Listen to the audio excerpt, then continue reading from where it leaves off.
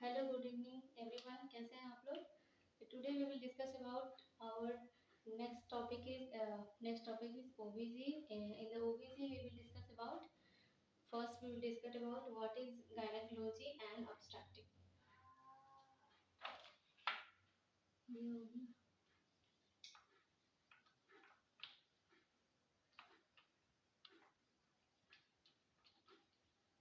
Obstetric क्या होता है और गायनेकोलॉजी क्या होता है। पहले हम लोग ओबीजी सेशन स्टार्ट करने से पहले हम लोग उसके टर्मिनोलॉजी जो होते हैं उसके बारे में देखेंगे। तो टर्मिनोलॉजी में हम लोग देखेंगे फर्स्ट ऑब्स्टेट्रिक्स क्या होता है।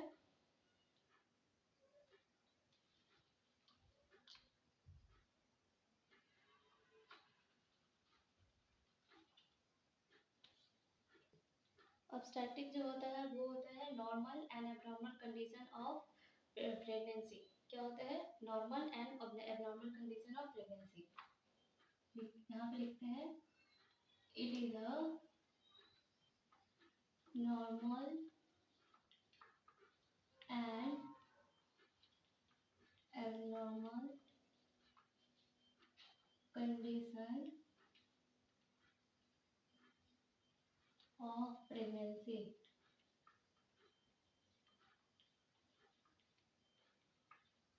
ये हो गया हमारा ऑब्स्टेट्रिक। नेक्स्ट इसके बारे में देखेंगे कि इसका इसे हम और क्या बोल सकते हैं। तो इसे बोल सकते हैं इट्स ऑल्सो नोन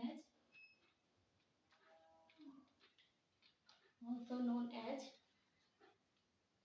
इसे बोलते हैं it's also known as reproductive age. क्या बोलते हैं रिप्रोडक्टिव एज।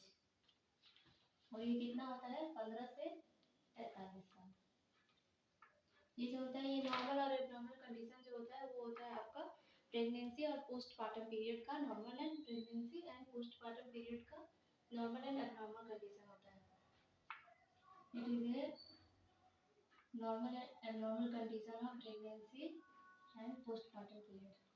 पोस्ट यहाँ पे लिख लेना आप लोग पार्टम पीरियड।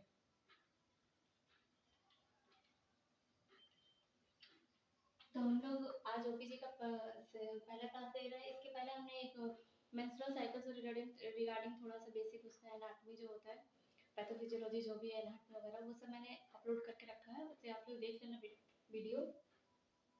और ये हम लोग ओपीसी का आज फर्स्ट क्लास ले लेंगे। तो इसके बाद हम लोग सिलेबस को कवर करेंगे जो भी हमारा फोर्थ ईयर में पढ़ते हैं या फिर कॉम्पिटिटिव एग्जाम्स के लिए पढ़ते हैं उस तरीके से हम लोग सिलेबस को कंप्लीट करेंगे कि हमारे गवर्नमेंट एग्जाम में भी काम आ जाए। तो हम लोग देख लिए ऑब्स्टेट्रिक्स क्या होता है। अब इसके बाद से नेक्स्ट हम लोग देखेंगे कि गायनेकोलॉजी क्या होता है।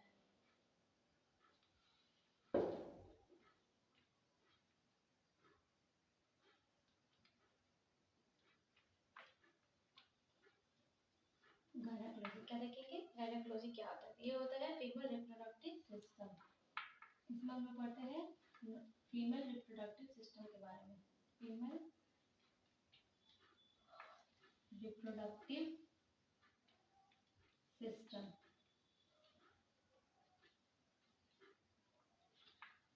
मेरे क्या होता है गायनेकोलॉजी में जो होता है हम लोग फीमेल रिप्रोडक्टिव सिस्टम के बारे में पढ़ते हैं। अब इसके बाद से नेक्स्ट हम लोग पढ़ेंगे इसके टर्मिनोलॉजीज के बारे में। तो पहले देख लेंगे कि ऑब्स्टेट्रिक एंड गायनेकोलॉजी के जो फादर्स कौन थे। Father of obstetric and gynaecology is James. इसे बोलते हैं जेम्स एंड इनका नाम था जेम्स मेरियन सीम्स। क्या नाम था जेम्स मैरियन सीम्स। ये थे father of obstetric and gynaecology. इसके बाद नेक्स्ट हम लोग देखेंगे टर्मिनोलॉजी इसके देखेंगे हम लोग। ड्यूरेशन ऑफ प्रेगनेंसी के बारे में देखेंगे। नेक्स्ट हमारा है ड्यूरेशन ऑफ प्रेगनेंसी।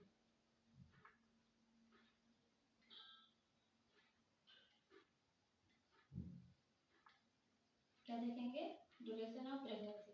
तो ड्यूरेशन ऑफ प्रेगनेंसी में हम लोग क्या देखेंगे कि इसमें कब से कब तक का ड्यूरेशन होता है, ओव्यूलेशन पीरियड से कितना होता है, लास्ट मेंस्ट्रुअल साइकिल से कितना होता है, और आपका जो होता है वो एक निगल्स फार्मूला के हिसाब से क्या होता है ये सब देखेंगे उसके बारे में। तो ड्यूरेशन ऑफ प्रेगनेंसी जो होता है वो एलएमपी से होता है। लास्ट एलएमपी का फुल फॉर्म होता है लास्ट मेंस्ट्रुअल पीरियड। तो एलएमपी का नेक्स्ट हो गया लास्ट मेंस्ट्रुअल पीरियड। इसका जो ड्यूरेशन होता है वो होता है 280 डेज का। कितना डेज का? 280 डेज का। नेक्स्ट होता है आपका एलएमपी का हो गया, एक होता है ओव्यूलेशन का। ओव्यूलेशन ओव्यूलेशन से जो है वो आपका डेट कितना कितना डेट का होता है, कितना दिन का होता है, सॉरी कितना दिन का होता है आपका पीरियड? 266 डे का। 266 डे का। निगल्स फार्मूला एक होता है जो निगल्स फार्मूला के हिसाब से ईडीडी जो होता है एक्सपेक्टेड डेट ऑफ डिलीवरी जो होता है उसके बारे में पढ़ते हैं। तो ईडीडी के निगल्स फार्मूला के हिसाब से हमारा क्या मतलब कैसे मेजर करते हैं कितने दिन का ड्यूरेशन होता है। तो according to Naegele's formula 9 month and 7 day. कितना दिन का होता है? 9 month एंड 7 डे। इसके बाद से होता है आपका 10 ल्यूमिनार मंथ। एक होता है 10 ल्यूमिनार मंथ। इसमें जो होता है वो 28 डेज का एक साइकिल कितना दिन का होता है? 28 डेज जो होता है एक मंथ का एक मंथ देखते हैं उसको एक मंथ होता है। 28 डे का एक मंथ होता है उसे 10 ल्यूमिनार मंथ कहते हैं। यहाँ तक हमने देख लिया है कि नॉर्मल जो टर्मिनोलॉजी है, गायनेकोलॉजी क्या है, स्ट्रक्चर क्या है, फादर्स कौन है, ड्यूरेशन ड्यूरेशन ऑफ प्रेगनेंसी देख लिया है। अब इसके इसके नेक्स्ट में हम लोग देखेंगे कि इसके नेक्स्ट हम लोग देखेंगे आपने सुना होगा कि post term pre term post term और पोस्ट डेटेड डिलीवरी ये सब क्या होता है उसके बारे में देखते हैं। तो हमारा जो होगा 30 नॉर्मल डिलीवरी जो होता है नॉर्मल टर्म बेबी जो होता है term period term term period क्या होता है? 38 से लेकर के 40 वीक्स का होता है। ये हो गया आपका टर्म पीरियड। उसके बाद से होता है प्री टर्म पीरियड जो होता है लेस देन 37 वीक। कितने का होता है? प्री टर्म पीरियड जो होता है वो less than 37 week pre term. Next हो गया आपका greater than 38 yes greater than 42 sorry greater than 42 weeks it's post term period post term period। Next हो गया हमारा पोस्ट डेटेड डिलीवरी जो हो गया पोस्ट टर्म पीरियड हो गया। उसके बाद से अब हम लोग देखेंगे नेक्स्ट ट्राइमेस्टर के बारे में। ट्राइमेस्टर कितने ट्राइमेस्टर होते हैं? तो ये हो गया हमारा ट्राइमेस्टर। इसे मैं ट्राइमेस्टर फर्स्ट इसमें फर्स्ट ट्राइमेस्टर सेकेंड ट्राइमेस्टर और थर्ड ट्राइमेस्टर तीन ट्राइमेस्टर होते हैं। तो हम देखेंगे first second and third. First जो होता है वो 0 to 12 वीक होता है 12 वीक। ये जो होता है ये होता है आपका 13 to 28 वीक्स। कितने वीक का होता है? 13 to 28 13 से 28 वीक का होता है। थर्ड ट्राइमेस्टर जो होता है 29 से 42 वीक्स का होता है। कितने वीक्स का होता है? 42 पोस्ट डेटेड होता है सॉरी 29 से 40 वीक्स का होता है। ये हो गया हमारा प्रेगनेंसी। प्रेगनेंसी के बाद अब हम लोग देखेंगे कि अब यहाँ तक हम लोग पहले देख लेते हैं ऑब्स्टेट्रिक्स किसे कहते हैं। ये एक नॉर्मल और एब्नॉर्मल ऑब्स्टेट्रिक जो होता है तो एक नॉर्मल एब्नॉर्मल कंडीशंस होते हैं प्रेगनेंसी के और पोस्टपार्टम के।